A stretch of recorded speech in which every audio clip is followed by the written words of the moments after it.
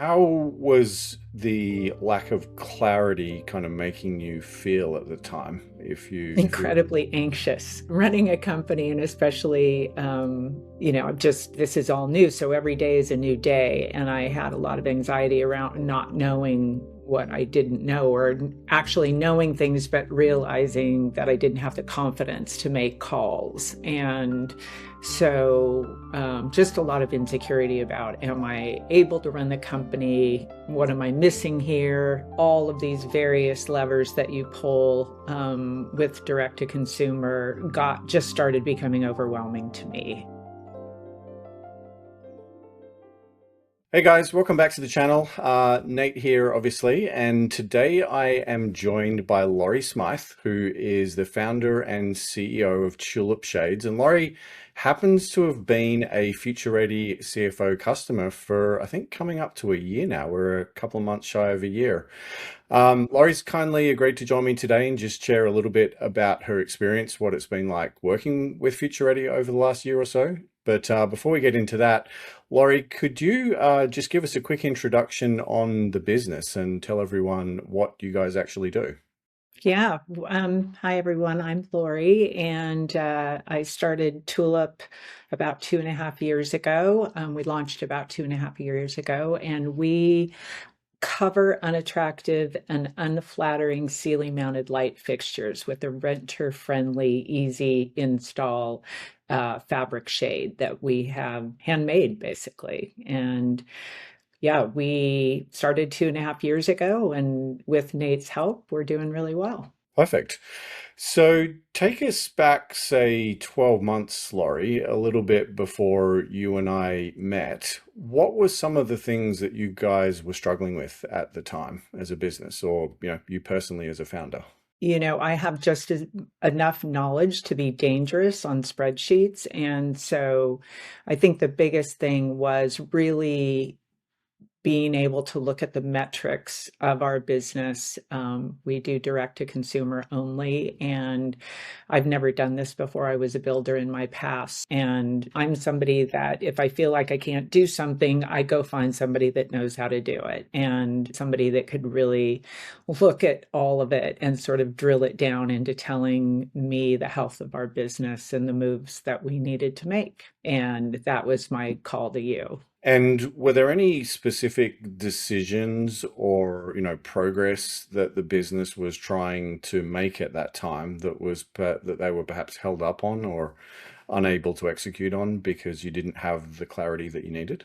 I think we would have just kept going the direction we're going. I think, we have wind at our back, and I think we probably could have kept growing and could have been doing moving forward. But the thing that you really brought is like the clarity around being able to make a decision on something rather than just sticking my finger up in the air and wondering which way the wind was blowing.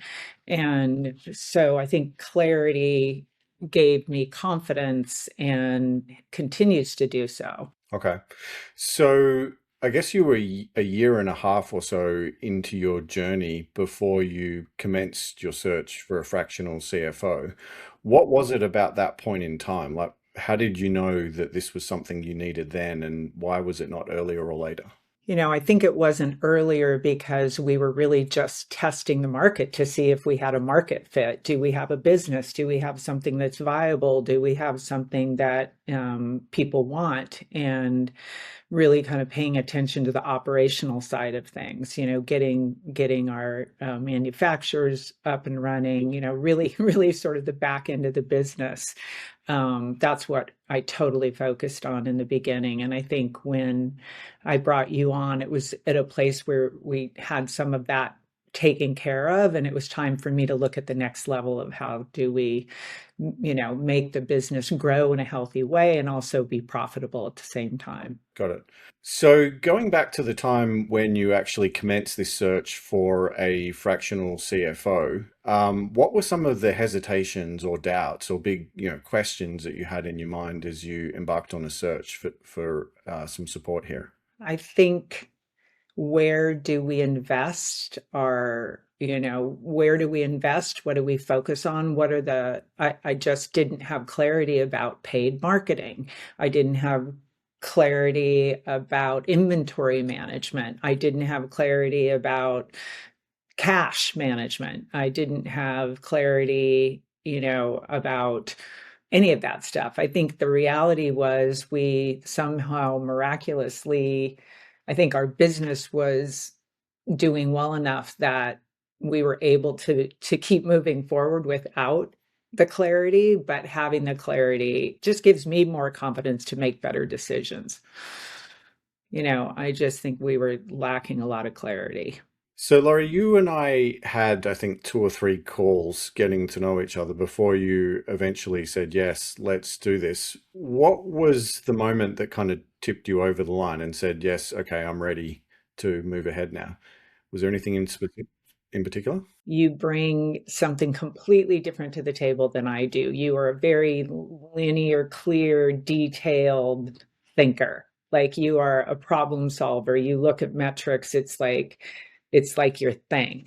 Spreadsheets are your thing. And they are not my thing. And so one of it was the intelligence you brought to the table around that. The other was you just are somebody that is very trustworthy. Like I am a good read on people, and you bring a level of trust relationship wise that I think is rare and I very much appreciate. So I think that the combination of the two was what made me sign up. You're going to make me blush now. Thank you, Laurie. I appreciate the You're kind welcome. words. No, it's true. So fast forwarding to today or, recent times, what would you say is the single biggest change that you've noticed as a result of working with Future Ready? Well, I mean, I think one of the things that I'd like to share with, in the testimonial is what you originally signed up for was much less of a scope of work than what I kind of forced you into, which was I immediately saw your leadership skills and that you had run a company yourself. You've done this before. You had the experience and you also had the confidence. And so you really stepped in and helped me run things in the team that normally I should have been running, but didn't have the experience. And you really, took the reins and showed me what that looks like, which is completely out of your scope. But you were willing to do it, and you were willing to do it because you saw that I needed that help. And so I really appreciated that it wasn't just this is what I do and don't ask me to do anything else. You saw how can I help Tulip grow and grow in a healthy way, and you stepped in to fill those gaps, which probably not a lot of CFOs would do that. Hmm. And if I recall correctly, before we started working together, you were having a few challenges with how you manage the team and organize meetings and that sort of stuff. Could you talk a little bit about some of the frameworks that we have implemented since working together and how that has, impacted you or assisted you as a CEO and founder? You mean that you have implemented? That we've implemented together, Laurie.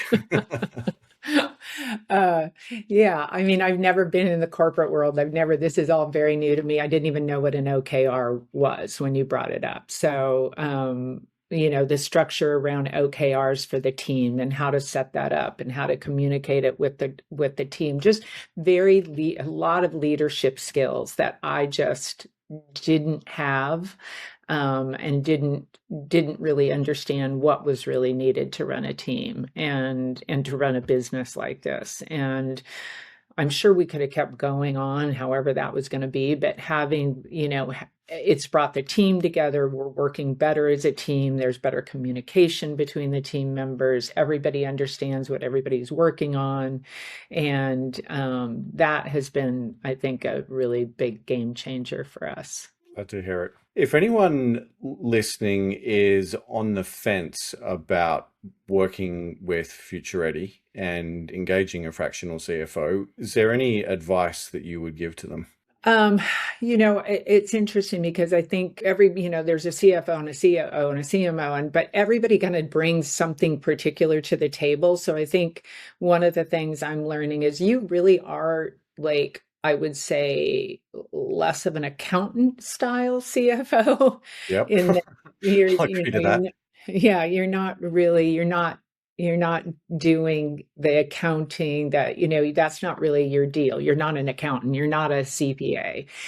So I would say just being really clear that you need financial business advice and leadership is really what you bring to the table. It's more than just sending a report every month of how the business is doing. Like you really drill into each aspect of the business, from marketing to operations to inventory. You really kind of touch all the areas. And if that's what you're lacking, I mean, I think with you, Nate, I feel like you're able to tailor what you offer according to what a client needs. If another founder came to you and who was running a business at a similar size and stage to Tulip, and they said to you, I'm not sure that I can afford a fractional CFO right now, how would you respond to them? I mean, the idea is that you pay for yourself and more so. I mean, you have to invest to grow correctly, and hopefully, what you bring to the table more than covers your cost is the goal. So I think I'm a big, as I probably overly invest in people, which you have told me. But I think it's really hard to go where you want to go without the right people on board. That makes sense. So, if another founder watching has maybe a short list of other CFOs that they might be talking to, perhaps they've got two or three other candidates, how should they know that Future Ready or working with me might be the right choice for them? So, Nate could be the best pick for you if. I mean, I can only talk from myself personally, so it's really hard because I think like you've brought it up to me before that every founder brings different talents to the table, right? And different geniuses. And I think why I picked you and why maybe somebody else might pick you is because you really do fill in the gaps of what I don't bring to the table. So I think that really being really clear about what you need before you go to hire a CFO, like getting really granular about what exactly do you need and making sure that's a fit with whoever you're talking to. If I needed an accountant type CFO, you're not the guy. And so I think like it worked for me because I needed business strategy. I needed somebody who could drill down on the metrics. I needed somebody who could support me emotionally, which you completely have. I needed somebody that I could trust, which I totally can. You are firm. You're very clear. There's no wishy-washiness with you, which you have to be ready for that with you. And which We've had a is, couple of moments on that side. yeah, absolutely. But it's helped me be a better leader. It really has. Watching you has helped me. I don't know how I could convince another person that you're the right person because everybody needs something different. So I think the biggest thing is just get very clear about what you really need Okay, perfect. and make sure that you're that guy. And like if you're not that guy, I think you would go, listen, I don't think I'm that guy. Yeah, it happens. It happens. Absolutely. Yeah. I Mm, mean, you're not going to be for everybody, but like for the people, I think especially for startup founders that have never done this before, like you bring a lot of wisdom to the table. okay. Glad to hear it. Well, Laurie, thank you very much for joining me today and sharing your story in kind words. Appreciate you taking the time to do so, and I will catch you again soon. Take care.